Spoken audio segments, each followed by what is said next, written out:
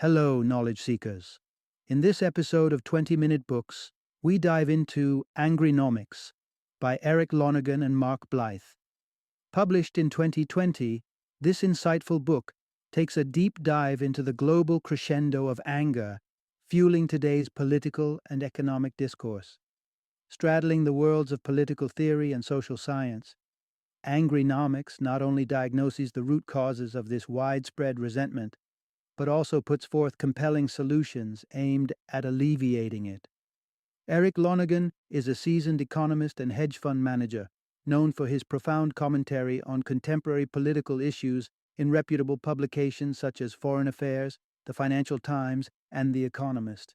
Co-author Mark Blyth brings to the table his expertise as the director of the Rhodes Center for International Economics and Finance at Brown University, complemented by his role as an educator in international political economy.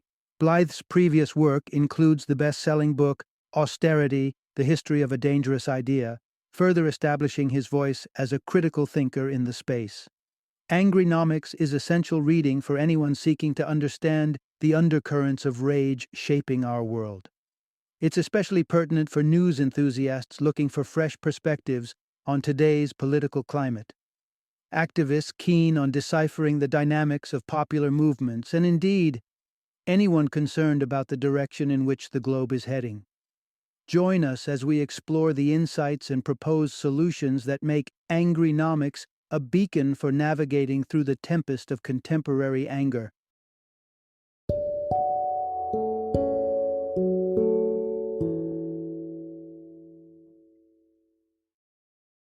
Angrynomics: How we can rearrange our economies to produce more equality and less anger. Introduction. Delve into the heartbeat of economic emotions. From the surface, the global economy appears to be thriving, with gross domestic product, GDP, metrics climbing and productivity reaching unprecedented levels. Yet, beneath this veneer of success, there's a palpable sense of turmoil. Around the globe, streets are filled with the sounds of protest, voices raised not in celebration, but in anger. What's causing this widespread discontent? And more importantly, what does it reveal about the intersection of our financial systems and our emotional well-being? This narrative embarks on a journey to unravel the emotional tapestry woven through the fabric of our economy, exploring the reasons behind the pervasive sentiment of dissatisfaction and unrest. It paints a vivid picture of how economic policies and the actions of major global institutions resonate on a deeply personal level, sparking feelings of stress, anger, and uncertainty that many of us grapple with on a daily basis. As we navigate through this exploration, we uncover insights into how the machinery of the global economy, often compared to an intricate computer system, has been steered off course by those at its helm. This mismanagement has not only led to financial imbalances, but has also fueled various forms of anger, exposing cracks in the societal framework that demand urgent attention. Yet, amidst this landscape of fury and frustration, there lies a glimmer of hope. The narrative doesn't leave us in the depths of despair, but instead guides us toward a horizon of potential solutions. It highlights innovative policy ideas aimed at reining in the current turmoil and restoring a sense of equilibrium. From these discussions, we'll understand why the arrival of new neighbors should not trigger alarm, but foster a sense of community, the analogy of the economy as a complex computer, and the crucial role of proper programming for its efficient operation, and the transformative potential of low interest rates in bridging the chasm of inequality. Join us on this enlightening voyage as we dissect the emotional underpinnings of our economic system, scrutinizing its failures and contemplating the paths to a more harmonious and equitable world. Part 1. Harnessing the dual faces of anger for societal progress. Imagine the streets of Northern Ireland in 1980, a nation split by its allegiance, its people marred by the anguish of conflict. Fast forward to the uproar in Iceland in 2017, when citizens, fueled by revelations of their leaders' misconduct, demanded systemic change. Then there's Philadelphia in 2018, where victory in the Super Bowl sparked an outburst of destructive jubilation. Though seemingly disconnected, these events are threaded together by a singular, potent force: anger.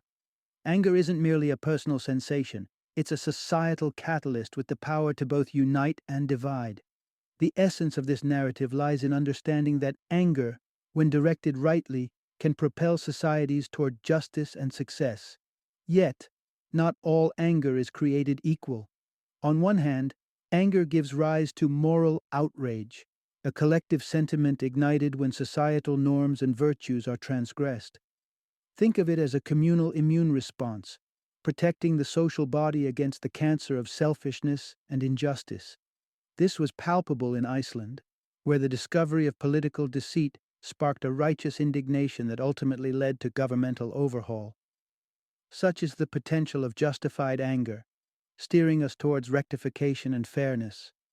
Conversely, there's a more divisive form of anger, one that begets tribalism.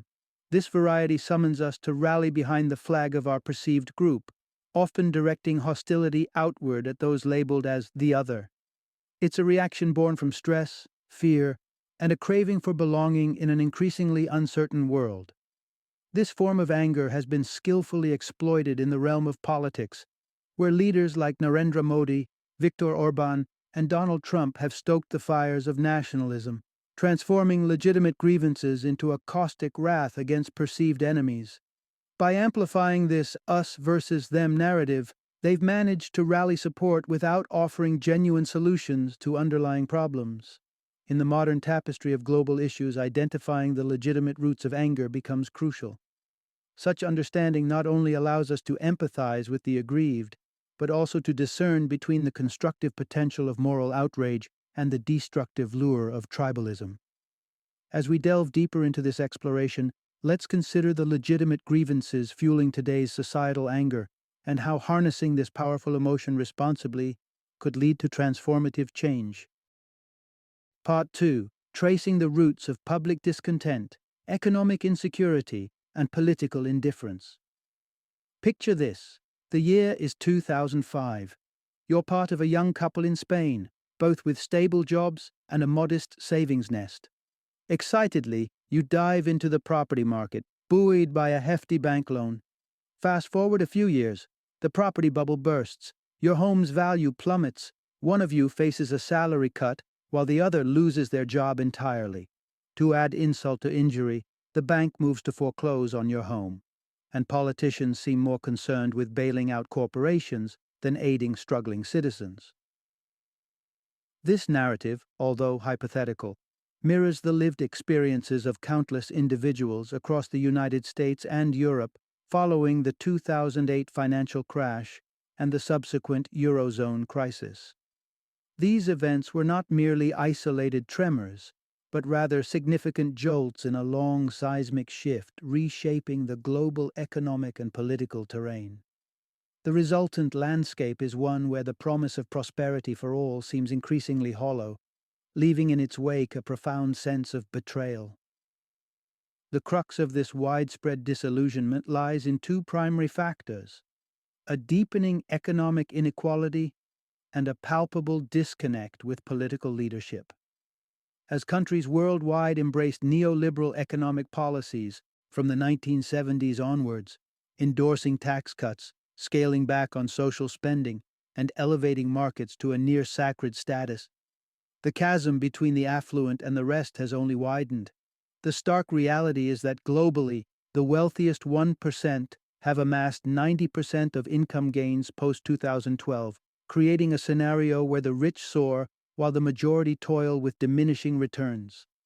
This stark disparity is vividly illustrated in the U.S., where the real median income has stagnated for 3 decades, leaving many without a perceptible improvement in living standards.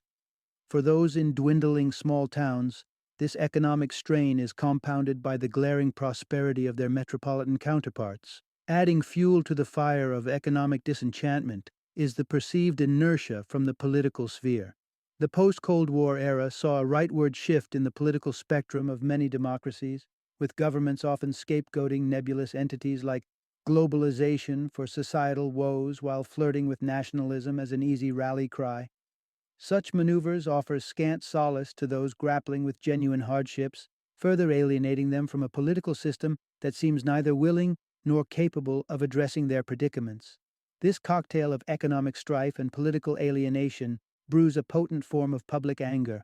As the promises of a secure and prosperous future fall by the wayside, what remains is a populace grappling with a profound sense of injustice, a sentiment that, left unaddressed, harbors the potential to reshape the social and political fabric in unforeseeable ways. Part 3. Rethinking the Fundamentals. A New Blueprint for Capitalism. Envision capitalism as you would a computer system, reliant on both its hardware and software to function optimally. The hardware in this metaphor represents the foundational structures of our society: banks, stock markets, governmental bodies, while the software embodies the prevailing ideological framework that governs the interaction between these institutions, such as the principles of free market liberalism or the tenets of social democracy. Just like a computer, the design and compatibility of capitalism's various components can significantly impact its performance. Some configurations yield stability and prosperity, while others lead to inefficiencies and eventual system crashes that culminate in public dissatisfaction and outrage. The evolution of capitalism can be understood through the lens of this analogy, having undergone several significant reboots since the mid-19th century, each prompted by systemic failures that could no longer be ignored. Initially, capitalism operated on the belief that markets were infallible and state intervention was unnecessary, a setup that chugged along until it produced dire consequences like widespread poverty and the catastrophic economic downturn known as the Great Depression. This period of turmoil necessitated a radical overhaul, ushering in a new age of Keynesian economics post-1945. This model sought balance by bolstering the roles of labor unions and the state while tempering the influence of investors and markets. Though successful in fostering economic growth and bolstering the middle class, it too had its flaws, particularly in generating high inflation and lackluster investment returns. The response to these challenges in the 1970s and 1980s was a shift towards neoliberalism, a paradigm that championed weakened labor unions, deregulated trade, and market-driven governance. While different in its approach, this system also harbored critical vulnerabilities, notably fostering rampant inequality and financial instability that precipitated the 2008 financial crisis. Curiously, the aftermath of this crash did not spark a comprehensive redesign of capitalism. Instead, makeshift fixes were applied and the system was hastily rebooted. This reluctance to innovate or critically reassess the underlying software and hardware of our economic system means that the same inherent issues persist, laying the groundwork for future crises and escalating public discontent. To stave off the cycle of outrage and system failure, a reimagining of contemporary capitalism is imperative. This entails not just minor adjustments, but a fundamental restructuring of the economic machine to ensure its sustainability, equity, and resilience. By learning from the shortcomings of past iterations, we stand a chance at crafting a more harmonious and just economic paradigm capable of addressing the needs and tempering the anger of society. Part 4. Navigating the rapids of change, economic pressures, and societal anxieties. There are days when the world seems to conspire against you. Your car breaks down, leaving you worried about the cost. Your job requires you to master new technologies overnight to stay relevant, and your familiar neighborhood grocery store shuts down, replaced by one that seems to cater to new demographics. These changes, both big and small, feed into a growing sentiment of instability and uncertainty about the future. It's a sign of the times, signaling how economic shifts are shaping our stress levels and indeed our collective anger. At the heart of this societal angst are the economic forces at play, transforming the way we live and work, often leaving us feeling powerless in their wake. Firstly, the pace of the market is relentless. Deregulation and technological advancements have set the stage for fierce competition, with companies and, by extension, their employees under constant pressure to innovate or be left behind. This environment demands continual adaptation, whether it's staying late at the office to meet deadlines or taking courses to upgrade your skills, contributing significantly to our daily stress. Then there's the looming shadow of automation. The threat of being replaced by machines or software is not just a storyline for a dystopian novel, but a real concern for many in the workforce today. Despite the lack of conclusive evidence suggesting a massive job loss imminently due to artificial intelligence, the mere potential of such a scenario creates unease and insecurity among workers across various sectors. The focus on the older generation, or boomers, introduces another layer of tension. Having grown up in the buoyant post-war economy, this demographic enjoyed the benefits of affordable education and a vibrant labor market, accumulating wealth and political leverage along the way. In contrast, the younger generations face a more arduous path, grappling with the challenges of securing comparable levels of prosperity and stability. Lastly, there's the contentious issue of immigration. While the elite urban classes may celebrate the cultural enrichment brought by a diverse population, those in areas experiencing economic stagnation often view immigrants as competitors, unfairly scapegoated for broader systemic failures. Despite evidence to the contrary, showcasing the positive economic impact of immigration, opportunistic political narratives paint a different picture, further exacerbating fears and tensions. These economic undercurrents, rapid market changes, the specter of automation, generational disparities, and misconceived notions about immigration collectively fuel the stress and uncertainty that permeate our lives. Each, in its own way, contributes to a brewing storm of discontent, churning beneath the surface of our society, threatening to spill over as we navigate these turbulent times. Part 5. Charting a Path Forward, Redesigning Economies for Greater Equality. As you flick through the channels, the narrative seems all too familiar.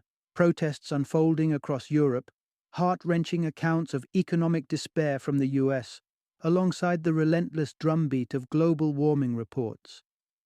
This tableau paints a stark picture of a world teetering on the brink, spurred on by the current capitalist framework. Clearly, it's time to contemplate a systemic overhaul. But how do we envision a revamped economic system that retains its merits while rectifying its flaws? The truth is, dismantling the entire structure might be overzealous. There are laudable instances, such as Canada and Australia's success in reining in their banking sectors, resulting in tangible benefits like real wage growth. Perhaps the more pragmatic approach involves refining the existing model, preserving its strengths and addressing its weaknesses. What, then, does this recalibration entail for our economies to foster equity and quell the undercurrents of discontent?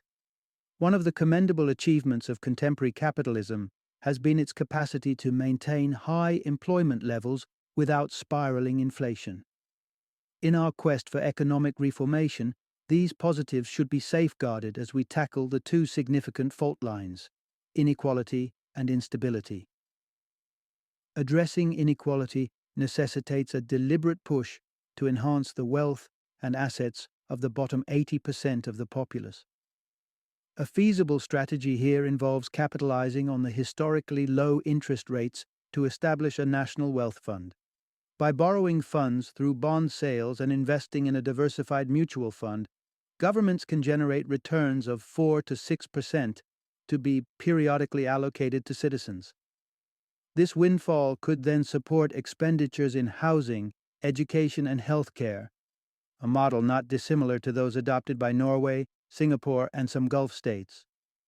Furthermore, while the coordination provided by entities like the European Union is indispensable on a global scale, their one-size-fits-all approach often falls short of addressing localized needs, leaving constituents feeling disenfranchised. The solution? Empower countries and regions with the autonomy to pilot innovative, tailored policies that resonate with their unique demographic requirements and challenges. Beyond these suggestions lie a plethora of other potential reforms ripe for exploration. Imagine a scenario where tech giants are mandated to pay licensing fees for utilizing public data, thereby redistributing wealth more equitably. Or envisage central banks offering preferential interest rates to enterprises championing decarbonization efforts. The ultimate aim of these initiatives is to intercept the economic forces that stoke public indignation and personal anxieties. By adopting policies that cast a wider net of benefits, leaders can mitigate collective discontent and steer society away from the precipice of turmoil. It's a clarion call for constructive change, championing an economy that serves the many, not the few, thereby laying the groundwork for a more peaceful, equitable future. Final summary. Despite indicators of economic growth and prosperity in numerous nations, a closer examination reveals a starkly uneven distribution of wealth and opportunity under the prevailing capitalist system. A significant portion of the populace grapples with financial instability and an unpredictable future, echoing a sentiment of abandonment by those in power. In this climate of disparity, the festering anger and frustration can easily be channeled into destructive forms of tribalism, including racism and nationalism, threatening the very fabric of societal cohesion. To circumvent this burgeoning crisis and foster a more inclusive and fair economic environment, a radical re-evaluation of our economic strategies is paramount. The introduction of innovative mechanisms such as national wealth funds proposes a means to facilitate a more equitable sharing of prosperity by leveraging historically low interest rates for the collective benefit. Moreover, granting regions the flexibility to experiment with novel policies tailored to their unique contexts could pave the way for more responsive and effective governance. In essence, to quell the rising tide of anger and prevent it from devolving into divisive tribalism, a concerted effort to forge economies that prioritize equity and justice is essential. By utilizing new tools and embracing regional autonomy, we can aspire to build a future where prosperity is not a privilege of the few, but a shared reality for all. It's a call to action for reimagining our economic landscape, one where fairness, stability, and inclusivity are at the heart of progress.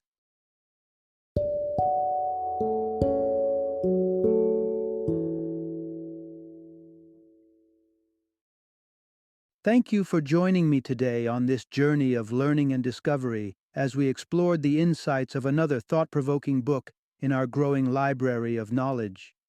If you've enjoyed our time together, please take a moment to follow our podcast, give us a 5-star rating, and share 20-minute books with other knowledge seekers.